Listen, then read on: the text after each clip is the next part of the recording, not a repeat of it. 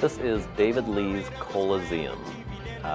It is a private collection, my private collection, and this entire collection used to fill my house for the past 20 years. Living here in Forsythe, I knew that this was going to be a great place. There's a highway interchange right here. People on vacation could, pass right by this area. And so I went to Hickory Point Mall, talked to the manager. His last name was Coker, just coincidentally, so I knew that it was bound to happen. My real job is I am a local mobile disc jockey. I've been in business for 23 years, and that music was always my interest, but Coke collecting was my passion. And so I would always use my disc jockey money, of course, and it was always nice when prom season or homecoming season would come around, because that's when there was multiple jobs. So after prom season, I would, go shopping.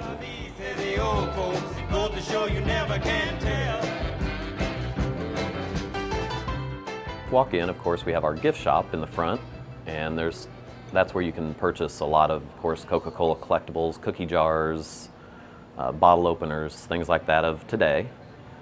Then you pay an admission, and then you come back into the museum, and there's two big rooms here.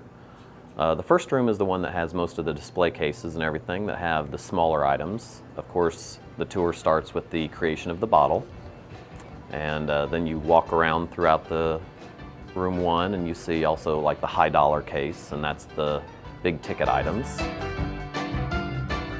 This is the actual lighted fountainhead that was used in the Rogers movie theater in Decatur, Illinois. The building is no longer there, but we still have the fountainhead right there. One of our most unique items, of course, is the doorknobs. Coke, of course, put their name on everything. Brass street markers. These were actually in crosswalks in schools. Literally, children walking through the crosswalk. This was dotted all the way along. Drink Coke, drink Coke, drink Coke. So, very smart, very smart.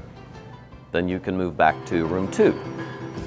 Room 2 has a couple display cases, but it's also known as the vending machine room. We actually have 20 Coca-Cola chests and machines lined up along one big wall, and it actually starts with the oldest machine and goes up through to the newest machine, which is in the 70s. The Jacobs 26, the number indicates how many bottles it actually vends. So Vendo 39. The ventilator 27, once again, 27 bottles. This one itself is rather unique because it actually has a water fountain on the side. This one actually holds 242 bottles. This would be in a factory, a Firestone plant, ADM's plant, something like that, where you'd have a higher volume of workers. When a Coke came out of this machine right here, it was sealed tight. And what you had to do is you had to put it in this opener, right here. So you'd actually put your Coke can in here. There were two little blades up in the top, and then you would just crunch it down over your can, and it would put two holes in the top of your can so you could drink it. It didn't take too long after that we finally invented the pull tab. There is also a lot of vintage signs, such as street crossing guard signs, lollipop signs that would be at gas stations. On your way out, you pass by two of the most unique pieces of the museum, and that would be the Coca-Cola Levi's denimachine van. And also we have an R2-D2 cobot, and it is a life-size robot of R2-D2. Also very rare and hard to find. And then you exit out of the museum through a Coke machine, literally, and then you're back in the gift shop again. I bought my first piece about 25 years ago, and I was helped down at Spencer's Gifts, Christmas help, and they had a really cool print of a crushed Coke can. And I just thought it was cool, and I took it home. I called it pop art. I had no idea that 25 years later it would develop all of this.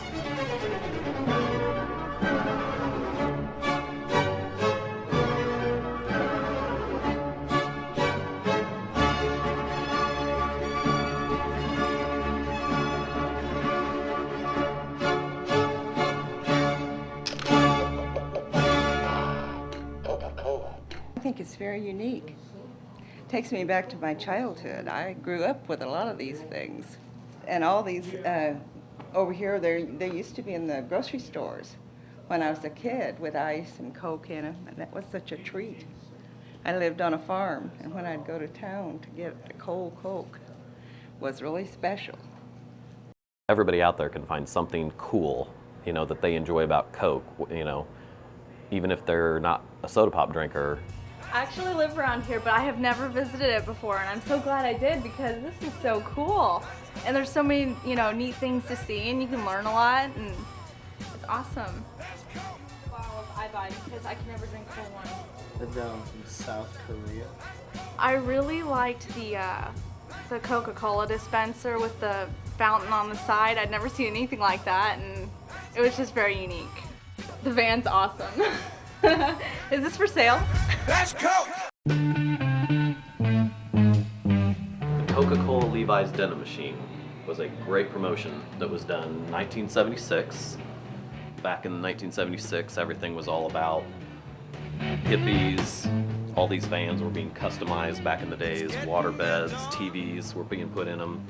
This was actually Coca-Cola's answer to the customized van of the day. Coca-Cola gave away 10 of these, and then there was actually another 80 to 85 made past this. These days we can only find 13 left on record, and I actually have 3 of the 13. This is the R2D2 cobot. This was manufactured in 1979, 1980, and this was used in parades and lots of public events. It took 2 men to operate it with the remote control to make it move around, make the head turn.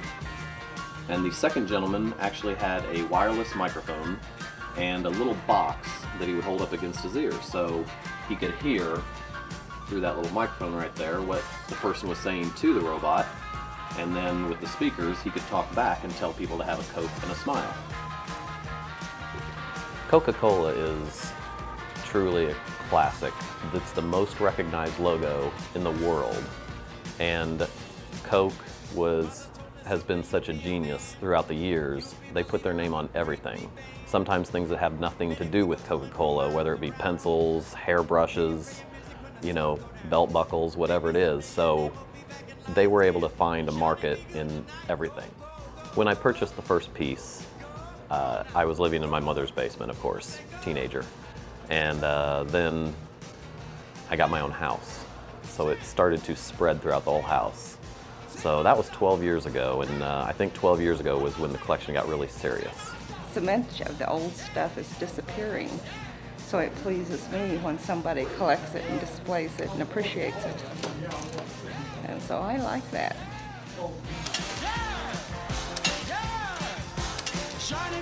I am definitely a true collector. Even though I have the museum, I'm not done yet.